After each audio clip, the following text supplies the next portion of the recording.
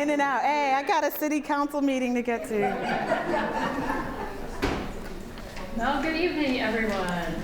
Thank you all for coming out tonight to the Oberlin Public Library. If you didn't sign in, please do at some point during the program and help yourselves to refreshments as well.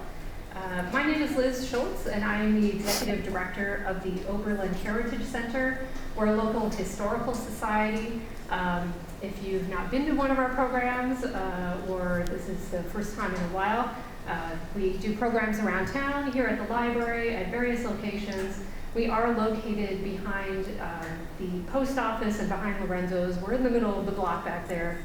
We do hope you can come out to visit us if you haven't. We are also separate from the city and the college, which means that membership is very important to us. So if you enjoy tonight's program and programs like this, please consider joining the Heritage Center if you're not already a supporter. It really does make programs like this possible. Thank you to the Oberlin Public Library for hosting us tonight and also for providing the refreshments. On the table, we didn't put them on the chairs tonight, but we do have feedback forms.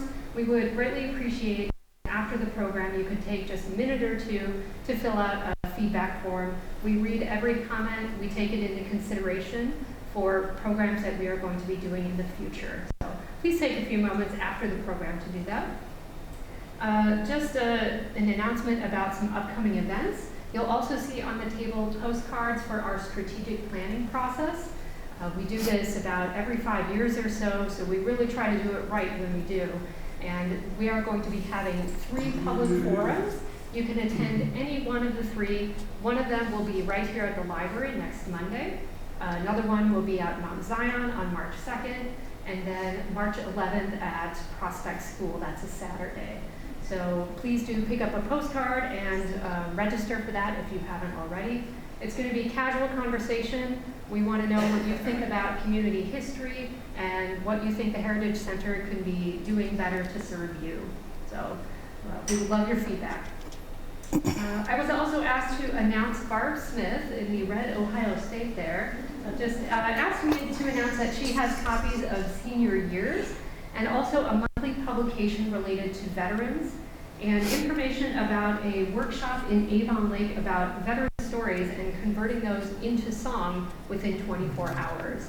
So if that is of interest to you or someone in your family, please talk to her after the program. So it is my pleasure to introduce our speaker tonight, who is volunteering her time with us. Ebony Johnson is the Outreach and Programming Librarian of Oberlin College, as well as a graduate of the college with degrees in English and African American Studies. She earned her Master's of Library and Information Science from Kent State University. She has served on the boards of the Academic Library Association of Ohio, the Association of College and Research Libraries, and the Delta Sigma Theta Sorority Incorporated chapter in Lorain County. She was elected and joined Oberlin City's Council at the start of 2022. And in recent years, she has also been involved in a collaborative archiving and environmental sustainability project between Oberlin College and Africatown in Mobile, Alabama, among many other initiatives. Ebony is also a board member of the Oberlin Heritage Center and has been since 2018. And she is currently co-chairing our strategic planning process and serving as second vice president and doing this program here tonight. In addition to serving the library field directly, Ebony advocates for self-reflection and change in the profession. She edited the book Librarian as Mentor, Grow, Discover, Inspire, about methods to develop a diverse workforce, and contributed to the volume Crucible Moment, Inspiring Library Leadership. I believe her research into Virginia Proctor Powell Florence, the focus of tonight's program, continues that critical look into the interplay of people, professions, and social impact. So please join me in welcoming Ebony Johnson. Oh, wow. Thank you all so very much. I was just talking to Liz before the program got started, and this is the first kind of public presentation of this. It's been published online in a blog, but this is my first time like saying it out loud in front of an actual crowd of people. So I hope that you'll bear with me. I called this Virginia Proctor Powell Florence, A Life, a Legacy. And I thought it would be cool to start with this quote that I found online as I was starting the research for that article, which got published in 2021. Every person has a legacy. You may not know what your impact is, and it may not be something that you can write on your tombstone, but every person has an impact on this world. This is from Dara Horn. I didn't go too deeply into finding out who she was, but I really dug the quote, so I thought I would use it. She's a novelist. I've read her books. Awesome. Thank you. So Virginia Proctor Powell Florence, the first Black woman and second Black person in the United States to earn a professional degree in library science, blazed the trail for scores of others like me to follow. And I just thought it was a nice thing to kind of think about as we get started on this journey. So how this started. Some of you may have heard the story about how I became a librarian. Has anyone heard this story before? Just a couple? All right, well, I'm going to tell it for the rest of the group. Long story short, during my first year as a student at Oberlin College back in the last millennium, I got a work-study job in the main library at Oberlin, now named the Mary Church Terrell Library. In my excitement, I called my mother and I told her, like, Mom, I got this work-study job in the library. And she's all, you should think about becoming a librarian. Now, I did not go to Oberlin to become a librarian. I'm supposed to be a pediatrician right now. I was gonna go off to medical school and become a pediatrician, but also like, anyway, I know doctors who have gone to Oberlin. It works out fine. But I told her that was a dumb idea and I wasn't doing it. And so life happens, as it does, and I did that. So I came to my senses. I worked in the library for pretty much my whole time as a student, and I decided that being a librarian was not only the right thing for me to be, but it was the only thing that I wanted to be. So after Oberlin, I went off and did that. What I didn't know until I came back to work here in 2009, that the first Black woman to become a professionally degreed librarian was also an OB from the class of 1919, and her name was Virginia Proctor Powell Florence. So when I had a chance to write this article about her a couple years, I jumped at the chance, and I was telling Liz that I emailed the editor when I was submitting my proposal. There was a special issue of a journal called Libraries, Culture, History, and Society, and the special issue was all about Black women librarians. So I wrote off an email to Nicole Cook, the editor. I'm like, I want to do her. I'm also an OB alumna librarian. I don't want anybody else to do her. But I also wrote a pretty decent proposal that got accepted. And so here we are. So on the left side there, you see a portrait of Virginia, and I haven't found very many photos of her. But this was from an exhibit that was in, I think, the college archives. And over there on the right, that was me working in the main library at Oberlin College. I think I was about 18 or 19, but I have absolutely no memory of taking that photo or posing for it or owning those clothes. I don't know. But I was holding a book about Charles G. Finney in my hand. That came out of, I think this was Ray English's, one of the former directors, in his papers. It kind of got unearthed. So I have it posted outside of my office door at work. Okay, so who's Virginia? Born on October 1st, 1897, Virginia Proctor Powell was the only child of Edward Socrates Powell, and that's a name, isn't it? And Caroline Elizabeth Carey Proctor. Her mother died in February 1904 of pneumonia and exhaustion, as you might be able to see from this death certificate on the left. And subsequently, Virginia was sent to live with family members in her maternal grandmother's household in Pittsburgh. It's unclear why Virginia and her father were separated after her mother's death or how closely they were in contact afterwards. But what is clear is that Edward Powell died in July of 1945, and I don't know if you can see right around here is Virginia's signature as the informant on his death certificate.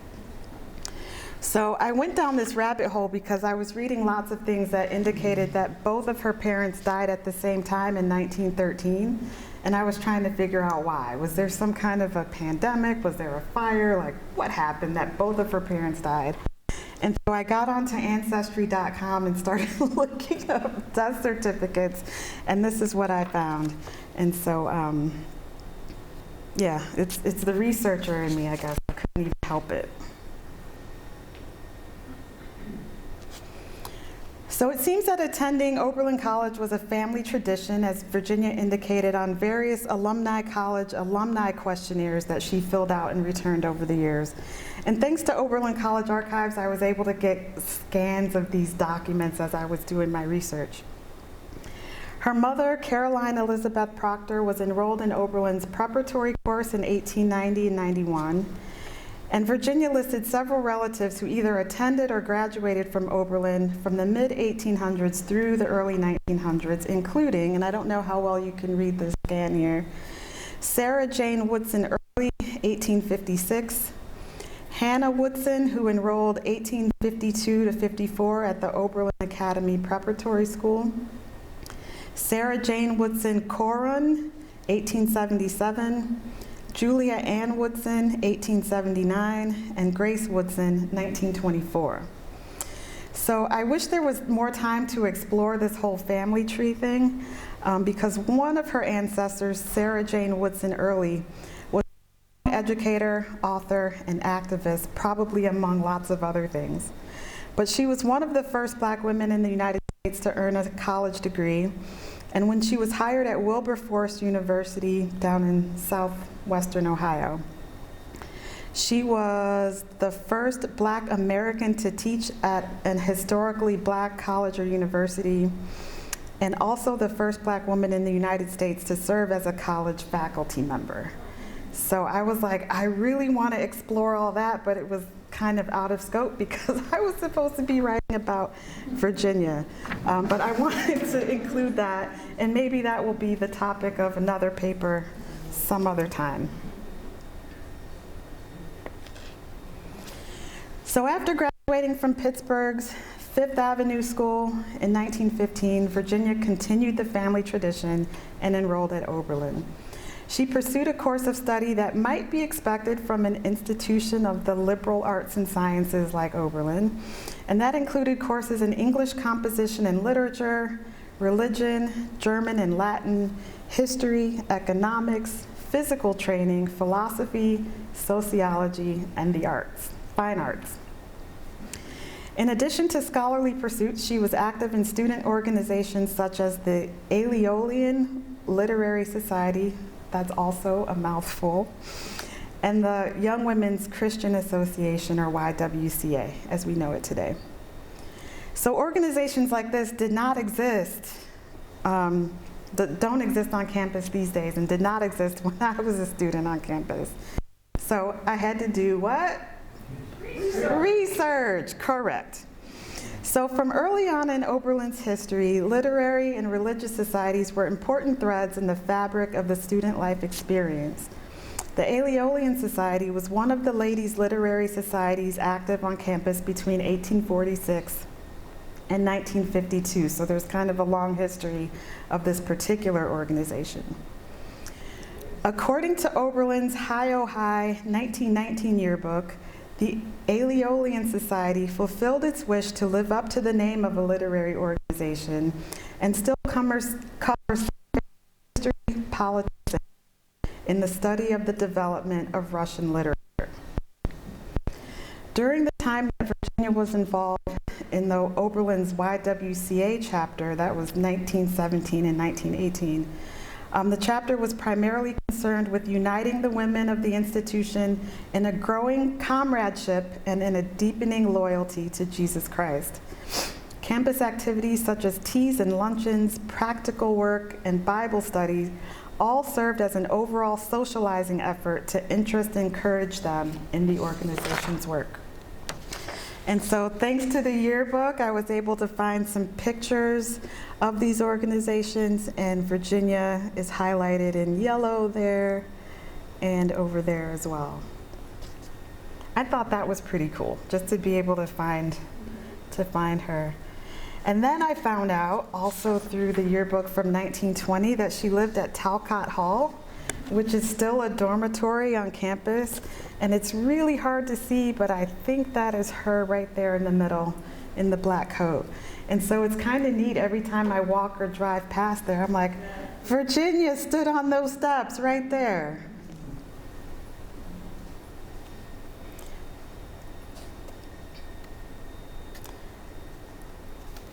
So, what happened after Oberlin? Virginia graduated in 1919 with her Bachelor's of Arts in English Literature, and then she went on to St. Paul, Minnesota, where she served for 1 year with the YWCA's Girl Reserves of the Colored Girls Work section. The Girl Reserves clubs were created to help girls and young women to develop a well-balanced personality, grow physically, and take on social responsibility. And this club system was especially designed to meet the needs of young women and girls of color. Part of Virginia's duties included taking the girls in her charge on picnics, to visit museums, and she also told them stories. And so this kind of work is really what stoked her desire to become a teacher. Realizing her dream wouldn't prove easy, though. After leaving St. Paul, Virginia went back to Pittsburgh to look for work as a teacher. As well-educated and experienced as she was, however, there were no opportunities for her. Can anyone guess why?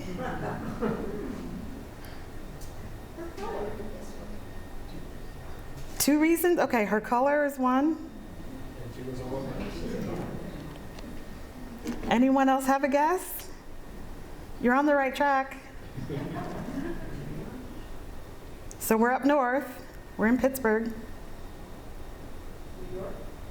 The schools were integrated for children, but not for teachers. So eventually, Virginia gave up on finding a teaching job in Pittsburgh schools, and she worked for the next 2 years at Proctor's Hair Shop, which was a hair and beauty salon owned by her Aunt Jenny. So Charles Wilbur Florence, who would later become Virginia's husband, I'm really curious about how and where they met, but again, that was out of scope for this project.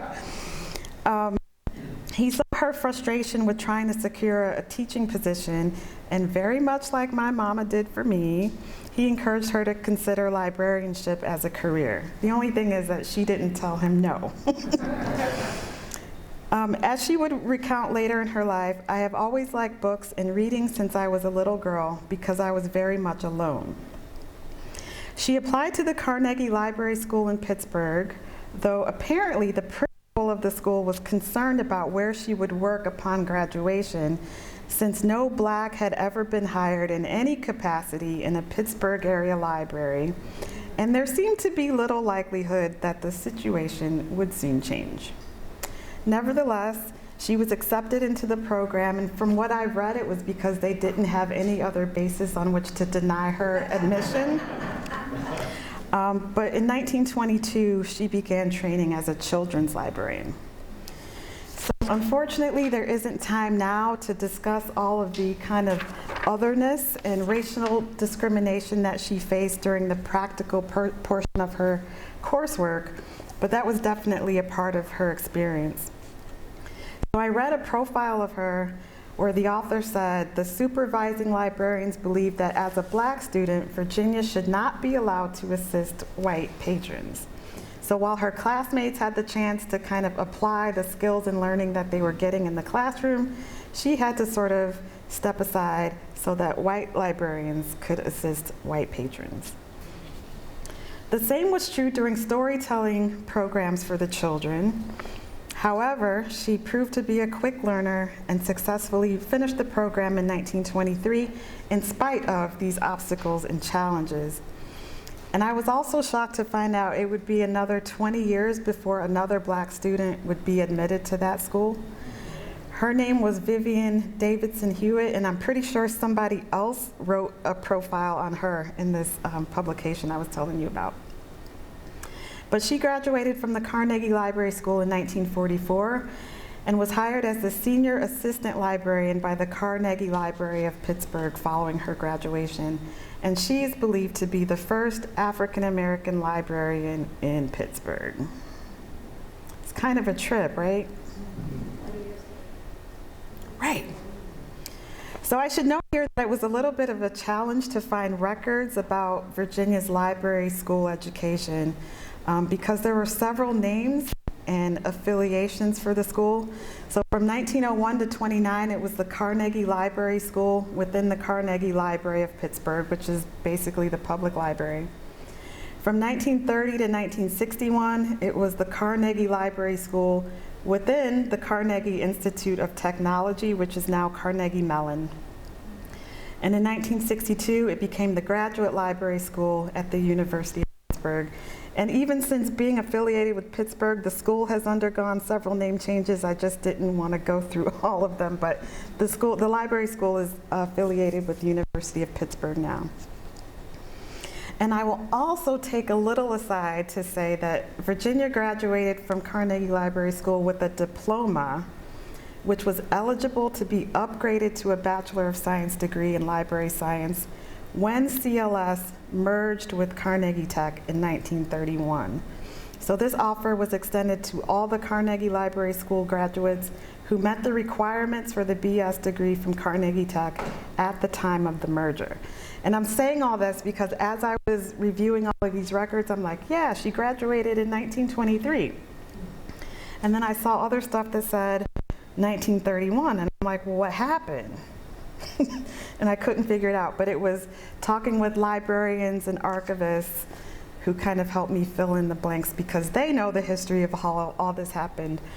And I did a lot of this work during the very early part of COVID, and so much of this stuff isn't digitized, and they also weren't letting people from outside greater Pittsburgh come to the campuses, so it was a lot of phone calls, emails back and forth with librarians and archivists trying to figure out like what folder and document do I need from this box, because there would be finding guides online, but it's also hard to tell what you need when you don't know exactly what's in the box.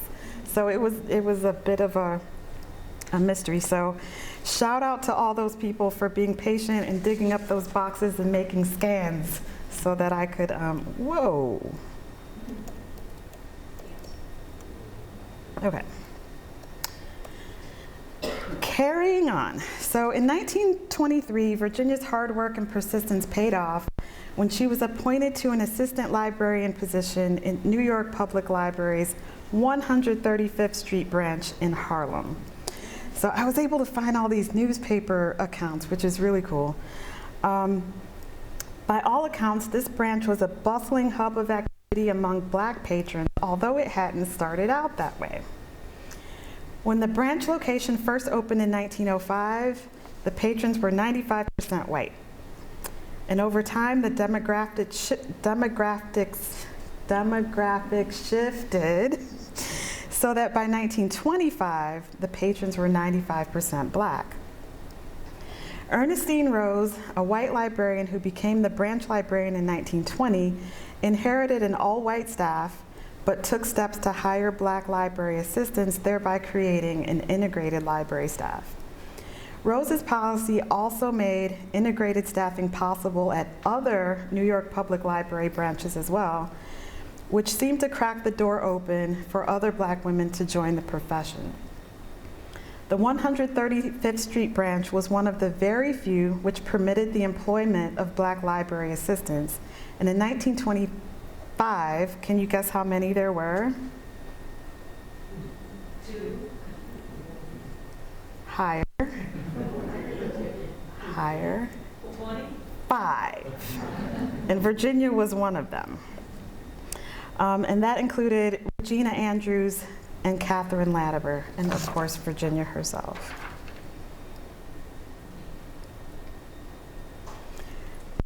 first started working on this, I didn't realize that the practice of institutionalized discrimination at New York Public Library was of particular interest to W.E.B. Du Bois, the American sociologist, socialist, historian, civil rights activist, Pan-Africanist, author, writer, and editor. Like, he had his hands in a lot of pots.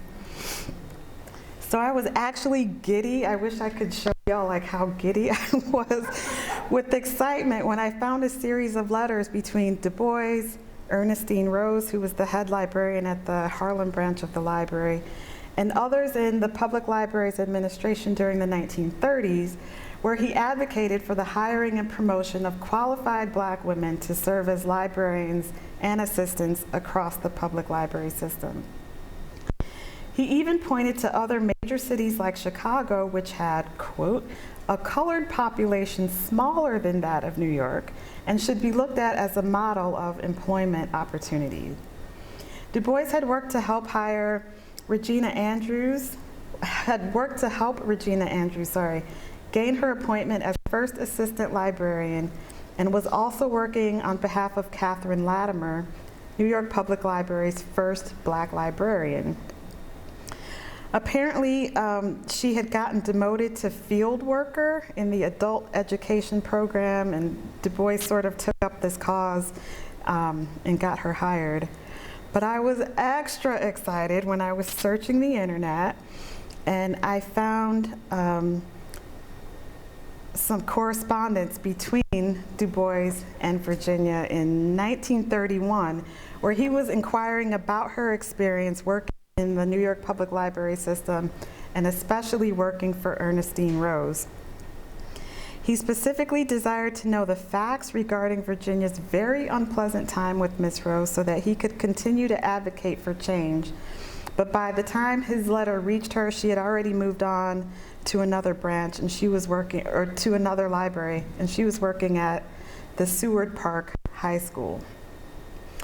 I really wish there was a way, because I really want to read the whole text of this letter if we have time, because it's kind of juicy. Well, his letter is juicy, but her letter back to him is juicier, so I want to talk about that. So let me see if I can pull this up and make it big. And I'm still going to read it out loud if that's okay, just for accessibility purposes. Okay, so this comes in September of 1931. My dear madam, perhaps you know that I have for some years been bringing pressure upon the New York Public Library to appoint Negro librarians and allow them to be promoted. That it was partly through my endeavors that Mrs. Regina Andrews finally got her appointment as first assistant, and I am now studying the case of Mrs. Catherine Latimer. I'm so glad this was not handwritten. Unfortunately, I did not know of your connection with the system until you had gone, but I understand that you had a very unpleasant time with Miss Rose. I think it is in the interest of fairness and decency that Miss Rose's attitude should be clearly understood. I think I know her perfectly, but few colored people do. They are under the impression that she is a great benefactor. Right? 2 years ago, in order to keep me from making a public appeal against her attitude and the attitude of the library, the head of the circulation department assured me that they had 7 colored women in the service and that they wanted more. Today, they only have 4. In order, however, to carry out successfully the fight that I want to make, I must have all the facts. I write, therefore, to ask if you would be willing to write me completely just what your experience was in the New York Public Library. If you wish, I will suppress your name and the source of my information, although it's a small world. But I do want the facts, and I trust you will be able to furnish them to me. Also, if you do not mind, I should like a photograph and an account of your education and the name of some of the teachers that know you. So this actually goes on to a second page, but it's just a one-liner basically saying saying thank you, sincerely, Du Bois. I didn't open that one up. So it's like a month later, and she writes him back. So let me find that letter. Because this is even juicier, I promise you.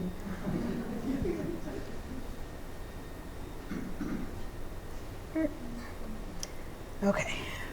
Dear Dr. Du Bois, I regret exceedingly my long delay in answering your letter regarding my experience with Miss Rose in the New York Public Library. And I'll note here that she is writing on letterhead from Lincoln University, and I'll tell you why in a minute. My public library career was by no means a happy one, but I do not attribute my difficulty to Miss Rose. I am not trying to defend Miss Rose, for while she certainly did nothing definite to help me, I do not know that she tried in any way to impede my progress. My greatest difficulty in the New York Public Library system came while I was working in another branch and not with Miss Rose. And I'm also real curious about why the next couple paragraphs are kind of highlighted with a box around them that I think was done after, right? My criticism of the New York Public Library system is that promotion is given to those who catch the eye in favor of some of the powers that be. Those who refuse to ingratiate themselves in their favor are not promoted. Right? I was saying that the whole time I was reading this, right? Yeah, you go, girl. I have just finished four very happy years as a librarian in the Seward Park High School as an employee of the Board of Education of New York City. You are, no doubt, familiar with the method of advancement which is followed by the Board of Education of New York City. I believe that such a system of impartial examination, appointment, and advancement would be a satisfactory solution to the problem of promotion in the New York Public Library. I am sorry that I do not have an available photograph with which to comply with your request. In regard to my education, I wish to state that I was graduated from Oberlin College, Oberlin, Ohio, in 1919 with the degree of Bachelor of Arts in English. In 1923, I was graduated from the Carnegie Institute of Technology, Pittsburgh, PA, with the degree of Bachelor of Science in Library Science. If there is any further information which I can give you, I shall be pleased to do so. Now get this. I have not stated my specific difficulty in the New York Public Library system because it did not occur at the 135th Street branch nor with Miss Rose, and I do not believe it would have any bearing on the problem mentioned in your letter. I was like, girl, like, spill the tea. Like, I wanted to know what was going on, but she must have had her reasons for not divulging that information. And unfortunately, like the Tootsie Roll commercial used to say, the world may never know. Okay. So I think I said all I needed to say about that. Yes, I did.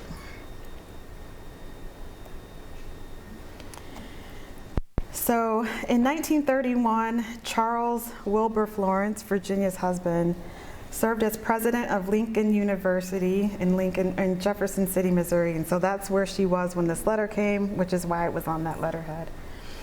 But while he did that, Virginia was not employed as a librarian. She set her career aside in order to perform the duties of the university's first lady. And I'm like, what does a university first lady do? Anybody have a guess? Entertain, right?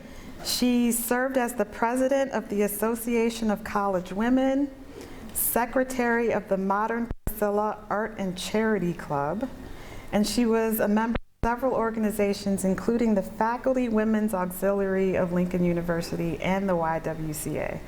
I couldn't find a whole lot about exactly what these groups did, but you're probably right. Teas, fundraisers, public service, kind of things like that. When her husband accepted a position as chairman of the education department at Virginia University in 1938, Virginia again found herself struggling to find a position as a librarian in Richmond. She ultimately found a librarian position at Cardozo High School in Washington, D.C., where she worked until 1945 when ill health caused her to retire. And so I was wondering, like, did they do the long distance thing? Was he in Richmond and she was in DC, and how was that traveling? And it's not like it is now. Anyway, I had a whole lot of questions that have not yet been answered, but that's okay. When her health recovered, she worked as a school librarian at Maggie L. Walker High School in Richmond from 1950 until she retired in 1965. And so this picture of her on the right was one of the only other ones that I've been able to find of her, aside from the kind of stern-looking face that she had in the earlier photo. But I kind of love this because she looks like she's not here for your foolishness. And I can imagine what look she was giving Dr. Du Bois when she was typing out her response to the letter. And I could be completely wrong, but you know, I'm in my head about this. But she looks like she's a pretty serious. But I also imagine her to be thoughtful and observant and careful with her words, right?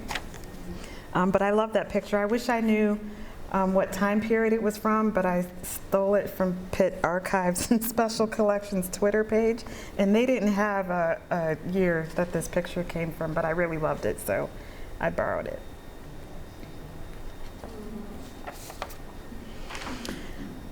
According to one of her alumni questionnaires, Virginia and Charles were especially interested in civil rights and better race relations, and worked with their church, the YMCA, the YWCA, the Richmond Crusade for Voters, and their respective Black Greek letter organizations toward that end.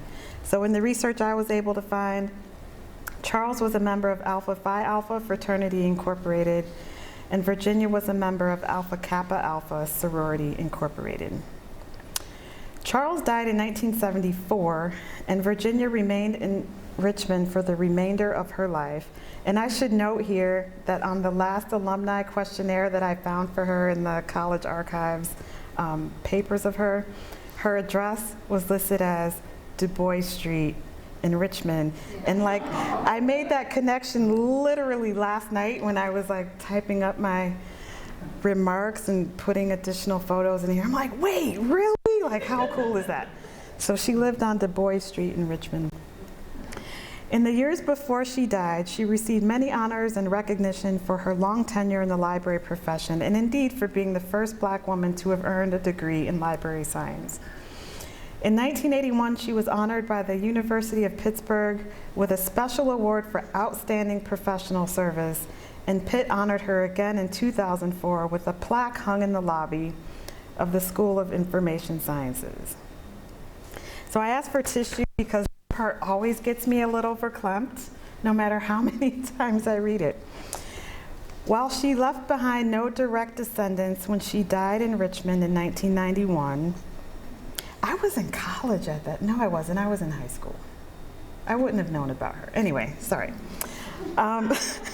Virginia Proctor Powell Florence blazed the trail in the library profession so that scores of other Black women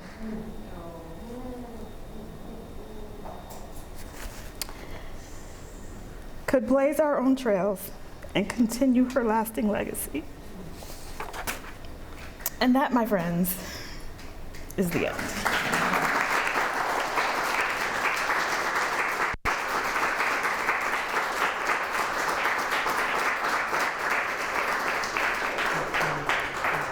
That went longer than I thought it would, and I read it over and over and over, and that last part got me every single time. But anyhow, I am happy to try to answer your questions or hear your comments or whatever it is you want to say. Happy to do it. Yeah, go ahead. So, was she a librarian in the Carnegie Public Library? Mm-mm. She was a student. She was a student. They ran the library school. And Carnegie, I guess, is a big deal in Pittsburgh. Oh, yeah. That was my children's library because I grew up in Pittsburgh. Okay. And that was where we went to every Saturday. I was to the children's library. Yeah, the library school was a part of the library at the time that Virginia was there. But then again, name changes and changes in affiliation, and now it's at Pitt. Yeah.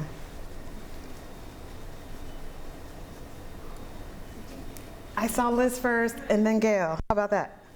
This is maybe difficult, but if you could ask her some things, what's highest on your list?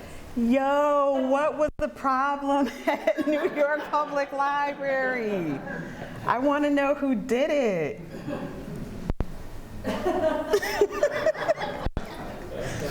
Okay, so all jokes aside, yeah, I do want to know like what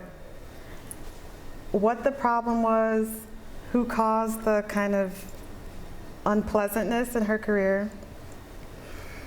I think I would also want to know why she chose not to divulge that information. And I say that because, and this is a long way around the block, so just bear with me.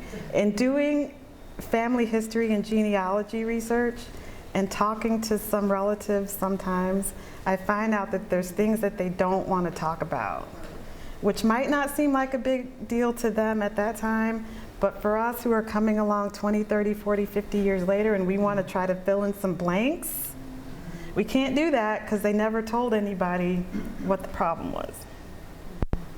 So that's one thing I want to know. And I want to know also, this is like so personal, like how did she and Charles meet? Like what was their relationship like? And I think I read in some of the old newspaper articles that they were engaged for a long time, but set aside their marriage so that they could focus on their careers and all that. So like, I just want to know what happened. What was that like? It's nosy, but I want to know. Okay, Gail, I think you're next. I don't think you can answer, but I was just curious if there wasn't a problem at the 135th Street branch, why did she leave it so quickly to move to a different branch? If that was the one that was promoting black librarians. And she obviously moved to another location that wasn't.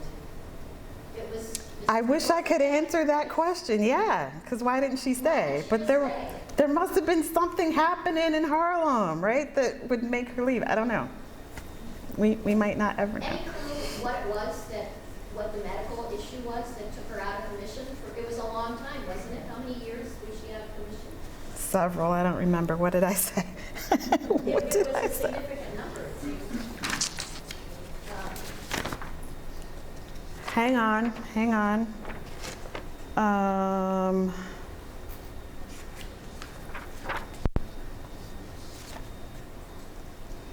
So she worked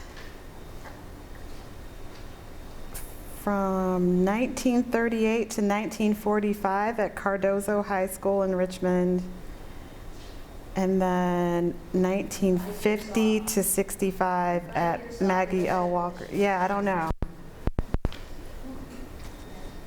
There are a lot of mysteries, which is kind of. Many, but I'm happy to have at least tried to uncover a few of them. Okay, Allison, and then I'm not sure your name, and then Michael, and then Marshiko. I Okay. noticed the Pittsburgh Courier in talking about the fact that Virginia leaving Pittsburgh and going to New York described her as a talented young lady with a pleasing personality and disposition. And I thought, wow.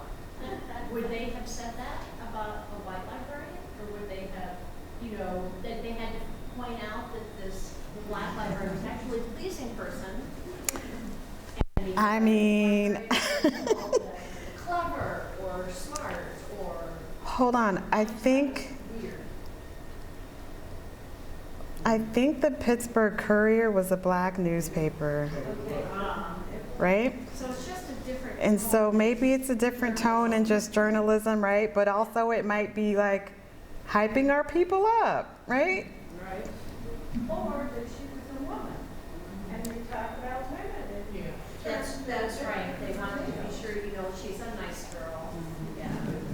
Instead of like what wonderful creative things she can do. Right.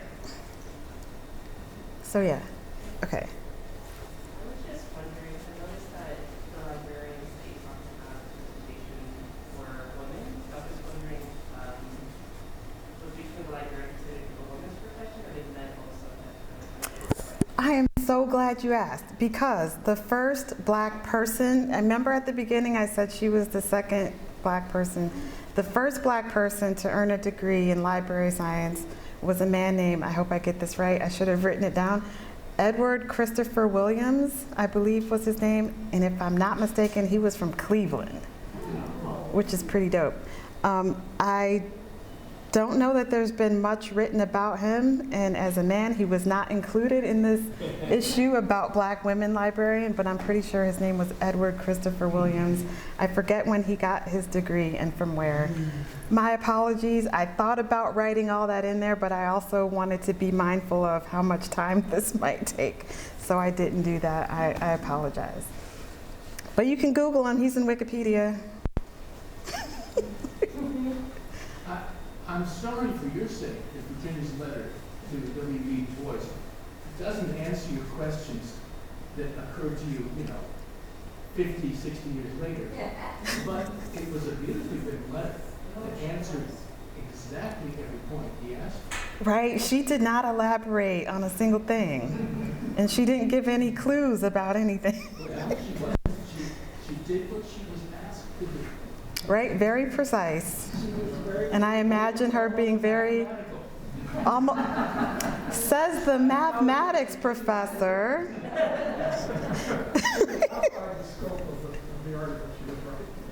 Also true. Your turn? I just want clarity on, was the library promoting her as a Black librarian? Because that was a statement that they were promoting, taking her in. I need to know if that was in your presentation. Did you say that they were promoting? I think, okay, so the question is about whether, you're talking specifically about New York Public Library? Carnegie. Addressing her statement they were promoting. So when Virginia applied for admission, remember I said the principal or the head of the school was worried about where she would work because nobody had ever sort of been hired in a capacity in Pittsburgh libraries before. And that's why the woman who came 20 years after her was the first Black librarian in Pittsburgh. So I guess they educated her, but wouldn't hire her. So I just have a challenge for that word promoting, because I don't see it. I think by promoting, it meant like going up the ranks. So that's what Du Bois was trying to do with the staff at New York libraries, New York Public Library. I understand when he was. Yeah. Where he was But yeah, I'm not sure that Carnegie Library School was about that life. Because otherwise it wouldn't have been such a big gap, right, between Virginia and Vivian Davidson Hewitt. If they were really concerned about diversifying the profession. Anyway, we can only speculate from this point of view right now what people's motivations were and why they did or didn't do what they did and didn't do, but sometimes it's not really a huge leap, is it? Okay, go ahead, I'm sorry. Thank you, Ms. Evans. You planted the seeds of me wanting to further my education on Virginia Proctor Powell Florence. She's got a name too, doesn't she? Big shoes to So I fill. was Googling as you were chatting and sharing. Do you know, my sister lives in Hampton, Virginia. Do you know if there, I saw Maggie Walker High School in Richmond, where she was a librarian, but do you know if Richmond or the African American Museum in DC or even Hampton University, there are any mentions of her in any of those three places? Not sure. I'll let you know. I've been to what I affectionately call the Blacksonian in Washington, D.C., the National Museum for African American History and Culture. I don't specifically remember an exhibit or anything about her. Well, if I find anything, I'll let you know. But now you're planting a seed in my mind, because like I know somebody who works there. But anyhow, I've been there a few times. It is a vast, huge space, and I've been there a couple times and spent hours and hours, and I still don't think I've seen the whole thing. But there may be opportunity at some point to do an exhibit on Black people in librarianship, because that is a part of our history and culture, right? As griots and storytellers and record keepers and things like that. So thank you. I will make some phone calls and emails pretty soon. Did anyone else have a hand raised or a question to ask?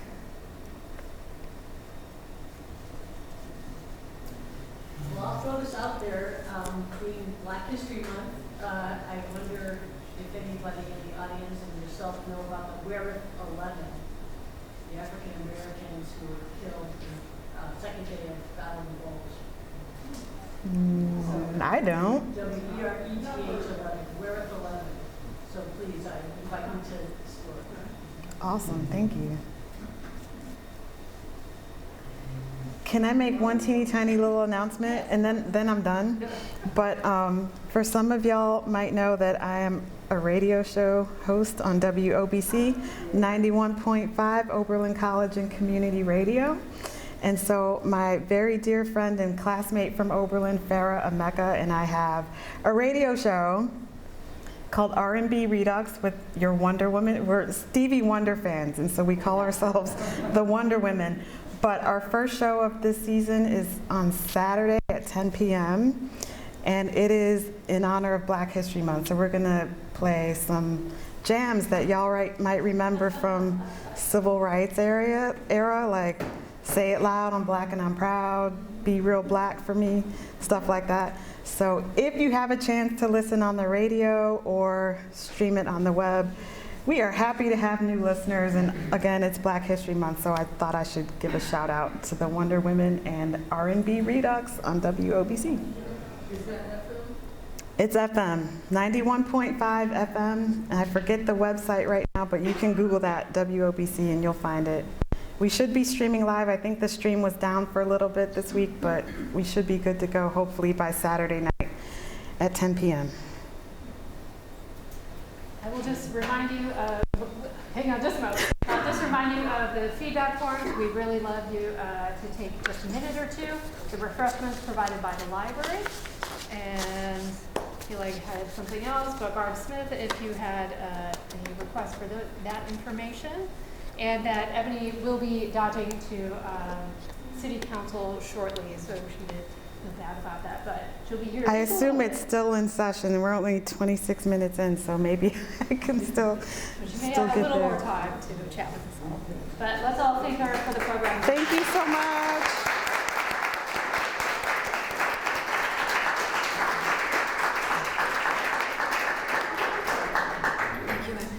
Oh, thank you. That was a lot of fun. I should